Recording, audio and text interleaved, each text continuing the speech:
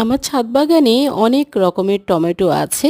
অনেক বছর থেকে আমি অনেক রকমের টমেটো করে থাকি। তবে ব্যানানা টমেটোটা আমার কাছে অনেক বেশি ভালো লাগে, কারণ এটা থোকা থোকা ধরে, অনেক বেশি ধরে, আর এটা কম যত্নেও হয়। তবে এটার সাইজও খুব ভালো হয়, আর দেখতে যেমন সুন্দর তেমনি খেতেও কিন্তু অনেক ভালো লাগে। এটা সাইজ মোটামুটি এরকম সাইজও আরেকটু বড়ও হয়, তবে এই সাইজটাই সবচেয়ে বেশি হয়।